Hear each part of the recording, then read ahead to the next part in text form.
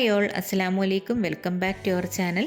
ഇന്ന് ഞാൻ വന്നിട്ടുള്ളത് വീട്ടിൽ ന്യൂ ഇയറിന് ചെയ്തെടുത്ത കേക്കിൻ്റെ കുറച്ച് വിശേഷങ്ങളായിട്ടാണ് കേട്ടോ. കേക്ക് ഉണ്ടാക്കുന്ന അത് കാണിച്ചിട്ടില്ല, കാരണം എല്ലാവർക്കും അറിയാമായിരിക്കുമല്ലോ വാനില കേക്കും ചോക്ലേറ്റ് കേക്കും ഒക്കെ ചെയ്യുന്നത് ഇപ്പം മിക്ക വീടുകളിലും ചെയ്തെടുക്കുന്നതാണിത്. അപ്പോൾ അതുകൊണ്ട് ഞാൻ അതിൻ്റെ ആ ഒരു പോർഷൻ എടുത്തിട്ടില്ല. ഐസിങ് ചെയ്തെടുത്തത് തൊട്ടുള്ളതാണ് കാണിച്ചിരിക്കുന്നത് കേട്ടോ.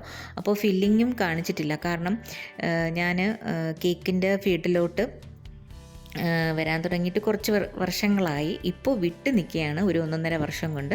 കാരണം ഹെൽത്ത് ഇഷ്യൂസാണ് മെയിനായിട്ടും കേട്ടോ. എന്താ പറയുക, സ്പോണ്ടിലിറ്റീസിൻ്റെ ആ ഒരു പ്രശ്നമുണ്ട്. നമ്മൾ ചെയ്തെടുക്കുമ്പോഴൊക്കെ നമ്മുടെ കഴുത്തിന് വേദന വരുന്നുണ്ട്. അപ്പോൾ അതുകൊണ്ട് ഞാനിപ്പോൾ ചെയ്യുന്നില്ല. ഇപ്പോൾ വീട്ടിൽ മക്കളുടെ ആ ഒരു ആഗ്രഹപ്രകാരം ചെയ്തെടുത്ത ഒരു കേക്കാണ് കേട്ടോ. കുറേ നാളുകൊണ്ട് പറയുന്ന ഐസിങ് വേണമെന്ന്. അപ്പോൾ ഞാൻ ന്യൂ ഇയറിന് നമുക്ക് ചെയ്യാമെന്ന് കരുതി അങ്ങനെ ചെയ്തെടുത്തതാണ്. അപ്പോൾ ഇത് ഫ്രിഡ്ജിൽ സ്റ്റോർ ചെയ്യുകയോ അങ്ങനെ ചെയ്തിട്ടൊന്നുമില്ല. അപ്പോഴ് തന്നെ ചെയ്തു, അപ്പോഴ് തന്നെ കട്ട് ചെയ്ത് കഴിക്കുകയും ചെയ്തു കേട്ടോ.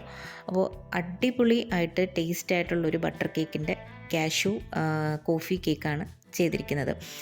അപ്പോൾ ഇതിൻ്റെ ഡീറ്റെയിൽഡ് റെസിപ്പി നിങ്ങൾക്ക് വേണമെന്നുണ്ടെങ്കിൽ ഒന്ന് കമൻറ്റ് ചെയ്തേക്കണേ. കൂടാതെ വീഡിയോ ഇഷ്ടപ്പെടുകയാണെന്നുണ്ടെങ്കിൽ തീർച്ചയായിട്ടും ലൈക്ക് ചെയ്യാനും ഷെയർ ചെയ്യാനും കമൻറ്റ് ചെയ്യാനും സബ്സ്ക്രൈബ് ചെയ്യാനും മറക്കല്ലേ.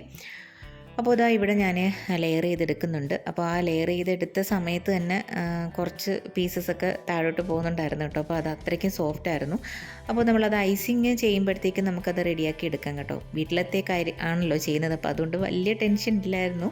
എങ്കിൽ പോലും ഐസിങ് കേക്ക് ചെയ്യുന്നത് എന്താ പറയുക, ഒരു 1.5 വർഷത്തിൻ്റെ ഗ്യാപ്പിന് ശേഷമാണ് ചെയ്യുന്നത് കേട്ടോ. അപ്പോൾ അതിൻ്റെ ചെറിയൊരു ടെൻഷൻ ഉണ്ടായിരുന്നു, കാരണം പെർഫെക്റ്റ് അല്ലെന്നുള്ളത് 100% എനിക്കറിയാം.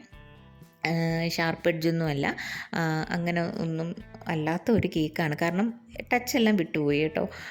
അപ്പം അങ്ങനെ സിമ്പിളായിട്ടുള്ളൊരു ഡിസൈനാണ് ചെയ്യുന്നത്. അപ്പോൾ അതിന് ചുറ്റും ഞാനിങ്ങനെ വിപ്പിംഗ് ക്രീം കൊണ്ട് ഡെക്കറേറ്റ് ചെയ്യുന്നുണ്ട്. അപ്പോൾ കേക്ക് ഫുള്ളും ചോക്ലേറ്റ് ബട്ടർ ക്രീമാണ് കേട്ടോ. അപ്പോൾ അതിൻ്റെ മുകൾ ഭാഗത്ത് ഇങ്ങനെ മാത്രമായിട്ടാണ് ഞാനിത് കൊടുത്തിട്ടുള്ളത്. സ്മോൾ കേക്കാണ്, ഒരു 1 kg ഉണ്ട്. എങ്കിലും ഹൈറ്റ് ഇല്ലാത്ത കേക്ക് ആയതുകൊണ്ട് നമുക്ക് എളുപ്പത്തിൽ തന്നെ ചെയ്തെടുക്കാനും പറ്റും കേട്ടോ. അപ്പോൾ ഇത് എന്ന് പറയുന്നത് എല്ലാവർക്കും വീട്ടിൽ ഈസി ആയിട്ട് ചെയ്തെടുക്കാൻ പറ്റുന്നതാണ്. ഇപ്പോഴത്തെ ട്രെൻഡിങ് ആയിട്ടുള്ളൊരു ബോ കേക്കാണ് ചെയ്യുന്നത്. ആ ബോ എങ്ങനെയാണ് ഈസി ആയിട്ട് ചെയ്തെടുക്കാമെന്നും ഈ വീഡിയോയിൽ കാണിക്കുന്നുണ്ട്. അപ്പോൾ നിങ്ങൾ സ്കിപ്പ് ചെയ്യാതെ വീഡിയോ ഒന്ന് കണ്ടു നോക്കണേ.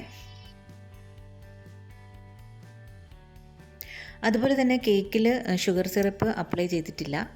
ബട്ടർ കേക്ക് ആണെങ്കിൽ പോലും ഷുഗർ സിറപ്പ് ഇല്ലെങ്കിൽ കുഴപ്പമില്ല കേട്ടോ, കാരണം നല്ല ടേസ്റ്റാണ് ഇതിന്. സാധാ നമ്മുടെ സ്പഞ്ച് കേക്ക് കഴിക്കുന്നതിലും ഒരു ഡിഫറെൻ്റ് ആയിട്ടുള്ളൊരു ടേസ്റ്റാണ് ഇതിന് നമുക്ക് ഫീൽ ചെയ്യുന്നത്. കാരണം എനിക്ക് ഇതാണ് പൊതുവേ ഇഷ്ടം, ഇങ്ങനെ ബട്ടർ ക്രീം കൊണ്ട് ചെയ്യുന്ന കേക്കാണ് കേട്ടോ. അപ്പം അടിപൊളി ടേസ്റ്റാണ്, പെട്ടെന്ന് തന്നെ കേക്ക് കാലിയാവുകയും ചെയ്യും. അപ്പോൾ അതാ ഇതേപോലെ സിമ്പിളായിട്ടുള്ളൊരു സ്പൈറൽ ഡിസൈനാണ് ഇവിടെ കൊടുത്തിരിക്കുന്നത്. അതിൻ്റെ മുകളിൽ കുറച്ച് ഷുഗർ ബോൾസൊക്കെ ഇട്ട് കൊടുക്കുന്നുണ്ട്. സൈഡിൽ വന്നിട്ട് ആ ഒരു ഭാഗമൊക്കെ ഒന്ന് കട്ട് ചെയ്തെടുക്കുന്നുണ്ട് സ്പാച്ചിൽ വെച്ച് തന്നെ. പിന്നെ ഫുള്ളി നമുക്കൊന്ന് ടിഷ്യൂ പേപ്പർ കൊണ്ടൊന്ന് ക്ലീൻ ചെയ്തെടുക്കാം. എളുപ്പത്തിൽ തന്നെ എല്ലാവർക്കും ചെയ്തെടുക്കാൻ പറ്റും കേട്ടോ. ബോ ഇവിടെ ചെയ്തിട്ടുണ്ട്. ബോ വന്നിട്ട് അതിൻ്റെ സെൻട്രലായിട്ട് ഞാനിങ്ങനെ വെച്ച് കൊടുക്കുന്നുണ്ട്. അപ്പോൾ ആദ്യം എനിക്ക് വെച്ചപ്പം വലിയ ഭംഗിയൊന്നും തോന്നിയിട്ടുണ്ടായിരുന്നില്ല. പിന്നെ വിചാരിച്ചു വീട്ടിലത്തേക്കല്ലേ എന്നും പറഞ്ഞ് കുഴപ്പമില്ലല്ലോ എന്ന് പറഞ്ഞ് വെച്ചതാണ് കേട്ടോ. അപ്പോൾ നിങ്ങൾക്ക് ഇത് ഇഷ്ടമാണോ അല്ലേ എന്നുള്ളതൊന്ന് കമൻറ്റ് ചെയ്തേക്കണേ. കാരണം ഹൈറ്റുള്ള കേക്കുകളിലാണ് ഇങ്ങനെ ബോ വെച്ചാൽ നല്ല ഭംഗി ഉണ്ടാവുക.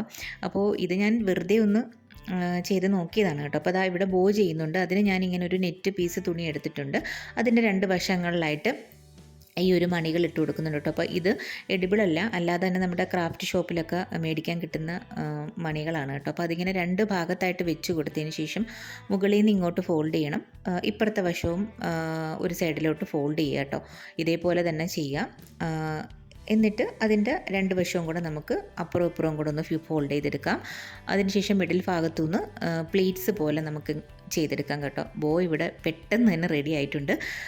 അതിൻ്റെ മിഡിൽ പോർഷനിലോട്ട് നമുക്ക് റബ്ബർ ബാൻഡ് ഇട്ട് കൊടുക്കാം.